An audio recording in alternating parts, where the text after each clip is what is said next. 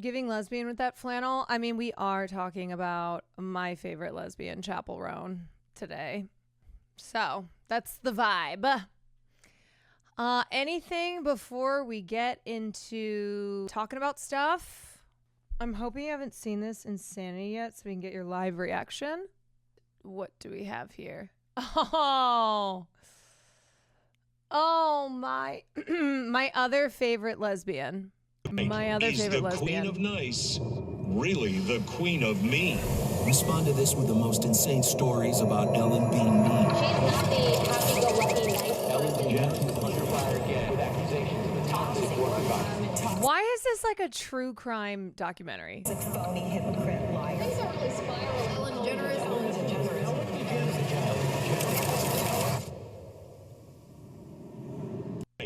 This is so dramatic. Oh my God, this is the most extra shit I have seen. You know the great thing about Ellen's cancellation tour is that one, she has a special on Netflix where it's kind of, having the words like I was kicked out, saying I was kicked out of showbiz, talking about being canceled when you have a whole ass Netflix special. Why is there some like cancellation pipeline to having a Netflix special? Is that what happens? Because then cancel me. Cancel me. If you get a Netflix special because you've been canceled, let's go. Y'all, come on. Come on. Get going. Get going on canceling me, please. I'm begging. So yeah, I love this. Yeah, I was canceled for creating a toxic workplace environment by the book.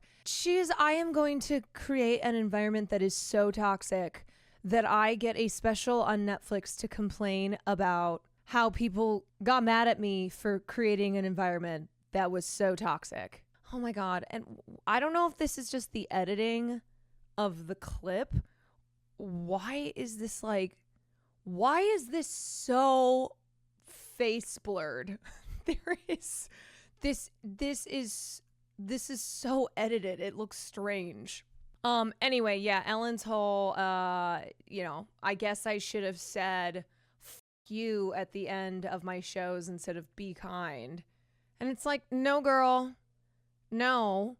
What people have been calling you out for years on is the fact that you made kindness, being the nice person in showbiz, be kind to one another. You made that your entire thing when all along you're one of the least kind people in showbiz. By the looks of it, she might have murdered someone. I know it's giving true crime documentary where like either she's the murderer or she is a victim who's about to sit down and share her story. Clearly it comments on her erasure by blurring her face. Ah, yes. A good way of looking at things. Man, Ellen, daytime TV's queen of mean. From hero to villain.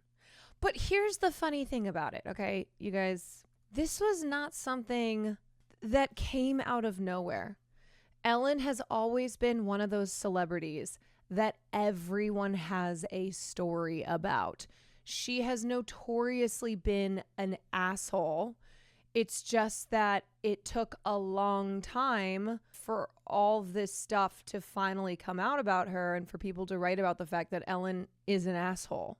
Extremely toxic, created an extremely toxic workplace, which, yeah, I mean, it's Hollywood. There's a lot of that going around. But Ellen is, basically the point is that when it comes to Hollywood, there's no secrets. Long before I moved to Hollywood, I had heard stories about Ellen. Everyone has a story about Ellen. Can we just appreciate how funny this video is? Yeah, we totally can. Is the queen of nice really the queen of mean? Respond to this with the most insane stories about Ellen being mean. And the thing is that this is not even a bit. This is not even her being ironic, you know? This is not her tongue-in-cheek acknowledging that she's the worst. This is her legitimately feeling like a victim for being kicked out of Hollywood. the camera. Oh my God. Oh my God. Her opening her eyes and looking directly into camera, breaking the fourth wall. Please, no, God. Please, Ellen, no. Please. If Ellen wants to do the whole I got canceled for being a strong woman thing, her entire comedy special should just have been her reading off a list of every nasty thing she's heard Jon Stewart, Jimmy Fallon, James Corden, whoever else have said and done to their employees. Because while Ellen's behavior certainly should never have been tolerated in any workplace, she is right that there was a gendered bias in how the public reacted. Like, there's a whole expose about late night with Jimmy Fallon a year ago, and it barely made noise. Jon Stewart's had allegations of being a horrible boss against him for years, and you can say he hasn't been canceled, but because he never had the same nice guy shtick as Ellen. But Fallon definitely did, and no one cared about the fact that his employees had to have crying rooms. Yeah, I think this is definitely a valid point. I think the fact of the matter is not that Ellen is necessarily unique in Hollywood. As I said, when it comes to extreme toxic workplaces, an environment of harassment and bullying and power abuse, that's just Hollywood, right? That is, it's not acceptable, it's not right, and we're pushing to change that culture. But yeah, it certainly is the norm rather than the exception, but it doesn't excuse Ellen. And it also is like, it's just another annoying instance of someone with a ton of power and money who is using a platform like Netflix to run defense for themselves, to basically be like, actually, I'm a victim in this situation. Because that's the thing with her.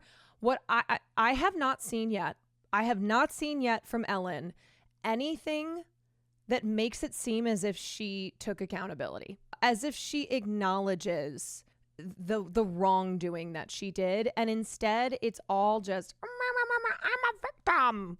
This is not fair to me. It's one of those, like, multiple things can be true at once, you know? Yeah, you can always look at things through that lens, but it doesn't absolve her role in what happened. Yeah, and I think the additional factor of Ellen's kindness being her whole shtick, it's like when a wife guy turns out to be a cheating asshole, you know?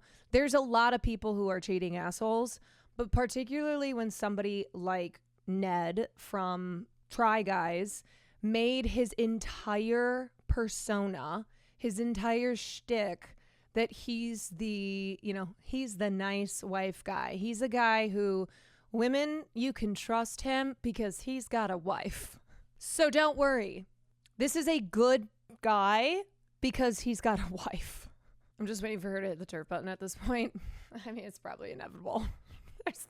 That's probably, it comes along with the canceled comedian gets a Netflix special. Feels like whataboutism when she wants others doing worse, same shitty behavior. And yeah, her whole thing was being nice daytime TV. Then she was a huge asshole. Yeah, it's similar to the conversation that we had last week when we were talking about Diddy, where when other men in the industry have been exposed as predators, as abusive, but because they're not Harvey Weinstein level, their behavior is excused, where it's like, okay, multiple things are true here, where Harvey Weinstein was one of the worst cases of abuse of power in Hollywood, because of how powerful he was, because he ran Hollywood. And so his actions, his behavior trickled down so deeply into the industry. But it does, by no means does it excuse other bad behavior, just because it's not as far reaching and there weren't as many victims as there were when it comes to Harvey Weinstein. It's like, oh well, this guy is so much worse, or like, hi, this person's bad, it's like, yeah, that's true, but it doesn't provide cover for what you did. Oh, Ellen, what is she gonna do sitting in her $50 million mansion? Poor Ellen. So many headlines are like, Ellen DeGeneres makes stand-up return. Was she canceled? Also, the funny thing too is that the show The Ellen DeGeneres show ended in May of 2022 after 19 seasons. Okay. May of 2022, 2 years ago. Her Netflix special is coming out now. So basically, the show ended, and you have to assume that shortly after that, she signed her deal with Netflix and began working on this special. So the timeline here, right? You know, the timeline. And the timeline is what we talked about when I covered Louis C.K. as well, where these people never f***ing went anywhere, you know? It's like they'll disappear for 5 minutes and then come back and be like, my return. I've been away. I've been gone because I was canceled and now I'm having my grand return. It's like, I don't even remember you being gone. You've been here pretty much the whole time. Also, it wasn't just a Netflix special, it was a tour. Also, she's the one who announced, after my Netflix special, I'm done. She said, this is the last time you're going to see me. So it's her being like, this industry doesn't love me anymore. I'm leaving. I don't know. Look, it is a major disappointment, not because anything about Ellen was shocking, but just because Ellen was, she was revolutionary as one of the first major comedians to come out of the closet as a lesbian. And then her success after she had lost her show, or just, I can't remember what it was, but, her success as a very out and about lesbian in the industry.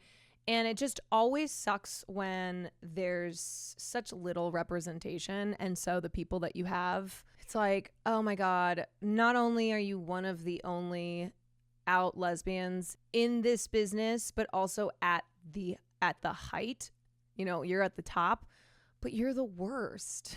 You suck. This isn't an airport. You don't have to state your departure. I'm going. My flight takes off. In case anybody wants to know, and I will not be returning. I shall not be back. Anyway, anywho, as I said, if being canceled gets you a Netflix special, then y'all know what to do. Y'all know what to do. Cancel my ass. I appreciate that Cracked called her insufferable. Yeah, I kind of feel like I'm not seeing very many Ellen defenders. I think everyone kind of sees through the pity party. If you're wondering what Ellen DeGeneres' new Netflix special is about, it's about an hour of her explaining how she was kicked out of show business. That's what her Netflix special is about, if you were wondering. Also, some of her potential defenders def hate she's a lesbian. Yeah, it's like an interesting, when you're a famous person who's been canceled, the people who would normally come to your defense, the anti-woke crowd, the freedom of speech crowd, are not necessarily out here as the big defenders of a community like the LGBTQ community.